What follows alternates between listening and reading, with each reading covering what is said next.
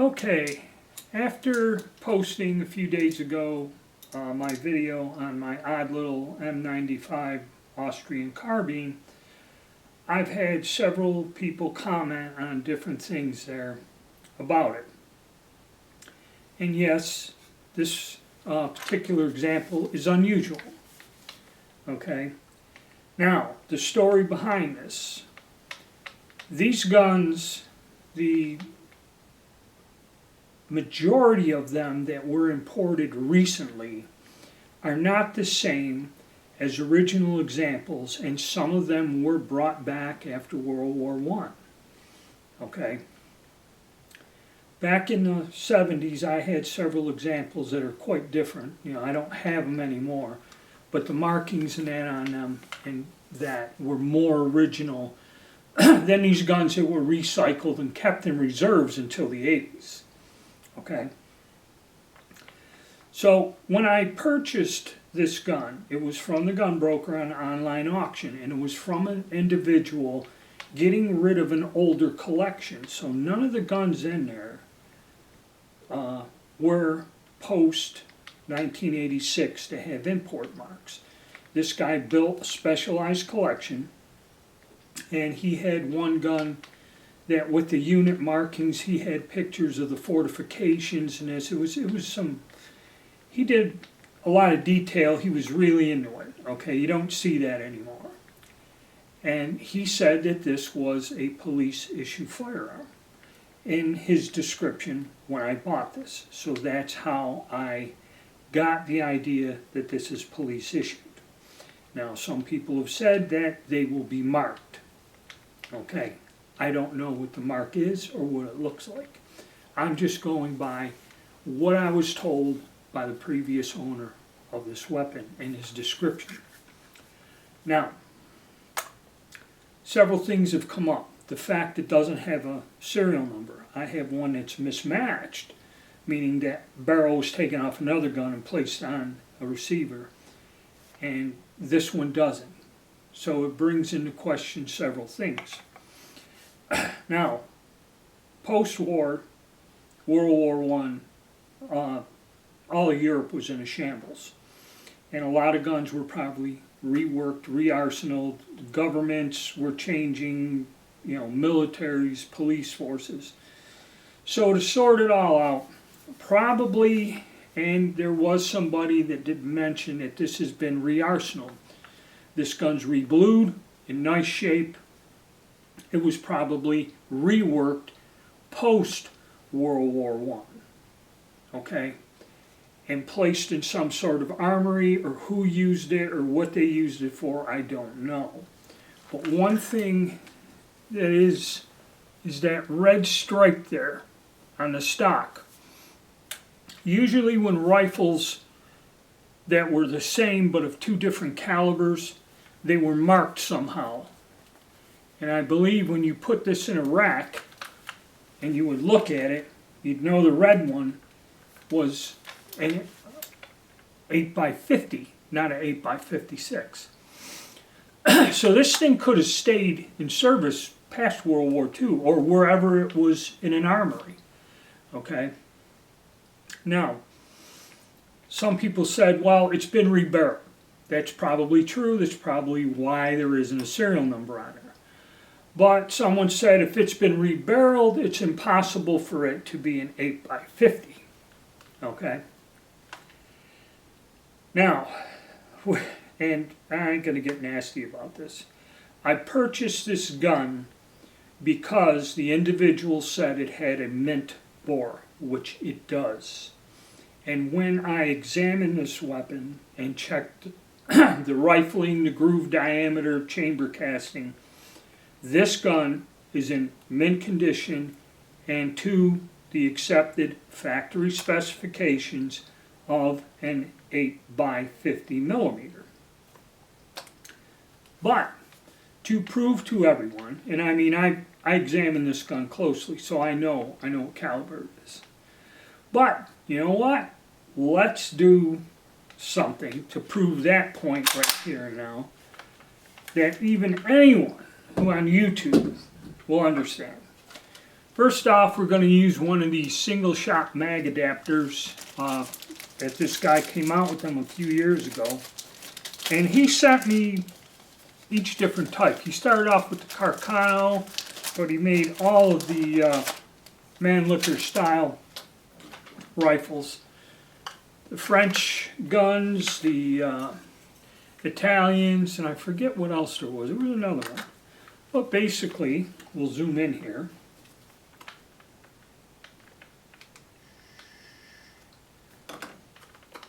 Basically what we do is take this little block,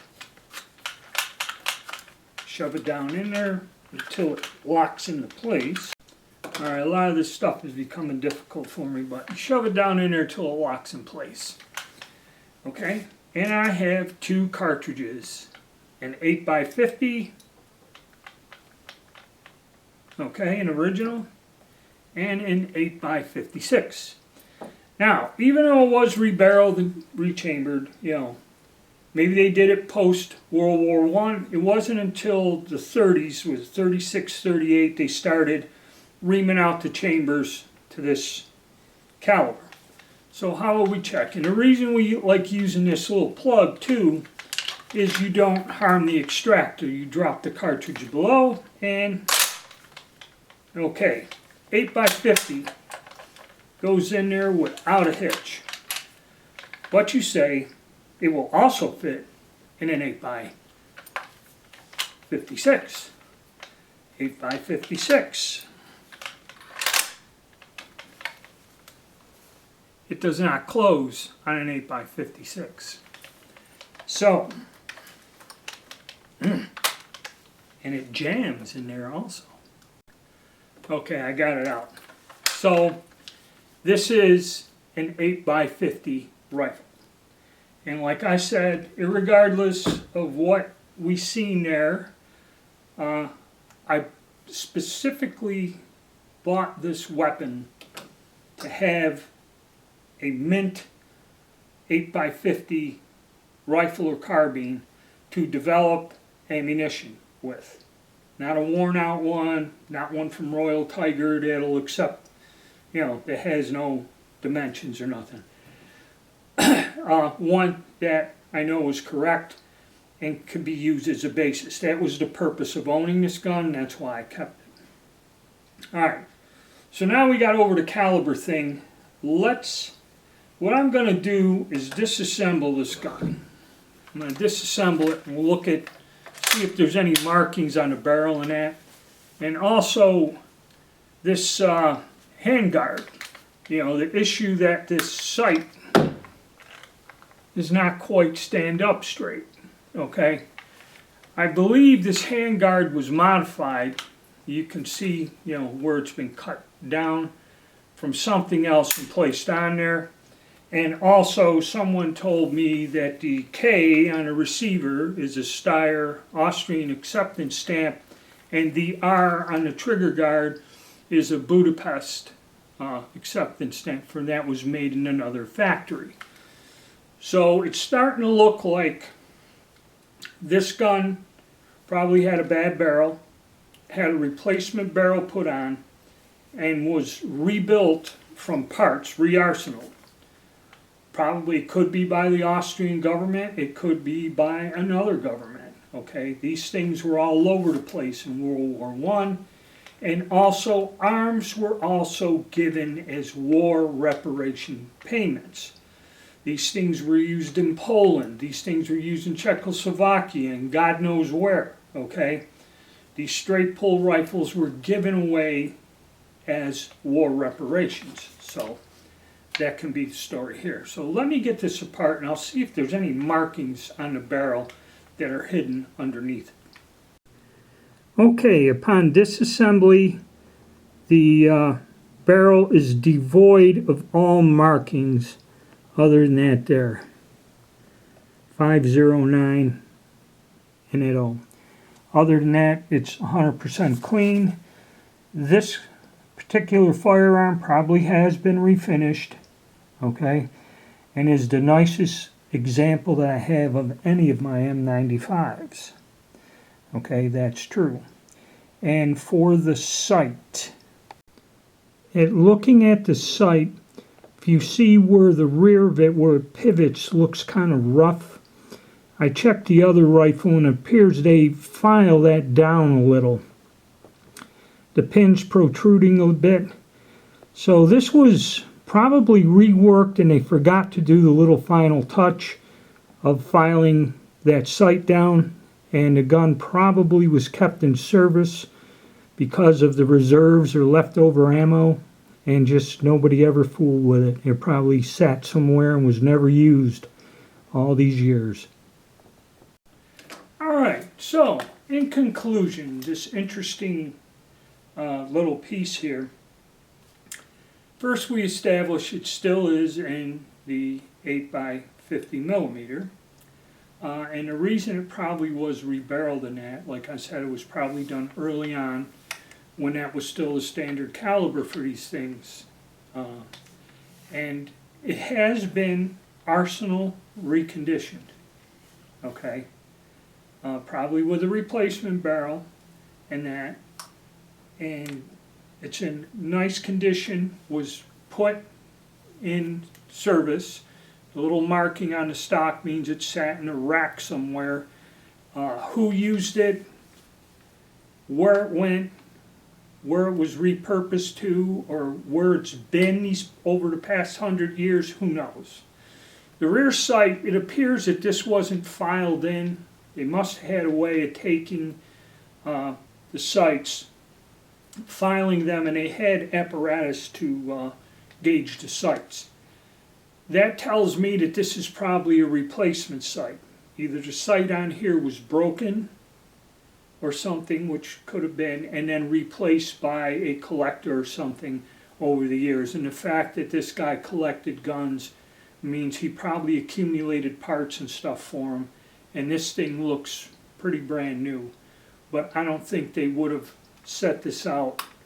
And that's what it is. It's just filing it. Probably they had a gauge. They would file it until this would line up with the front sight or something. They had a way of gauging these things. So this is probably a replacement sight, and that's why it doesn't quite line up. And I believe that was done by a collector, not by the arsenal itself. He probably got this gun and the sight was broken off or damaged or something wrong with it, and probably replaced it. So I'd like to thank everyone for their input.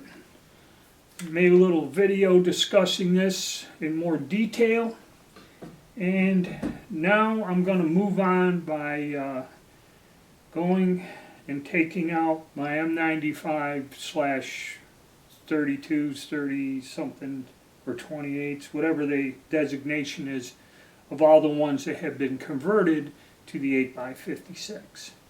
And also, when people mention reloading the 8x50, there was a point where I believe I tried using the Spire Point bullets. Now a lot of people, that's what they do. They just make the case, put the Spire Point bullet on it. I can't remember, because it's been over 15 years since I fooled around with this, why I didn't do that. Plus the fact is I had the components and I was developing the 8x56 and I was concentrating on that, going to come back to the 8x50. So, and reloading component shortages, okay? You can't find the PPU Spire Point 208 grain bullets anywhere. Okay, they're sold out. So that, and who knows for how long. So that kind of puts a crimp in me reloading ammo for the 8x56 also. So we'll see. I have one mold coming. We're going to work on a Kropatschek's.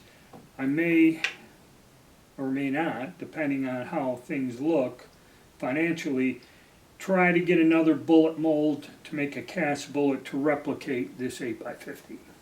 Alright, thank you. Thank you guys for your feedback, input, and comments on this unusual piece. I did read them all this time. Alright, so just stay tuned.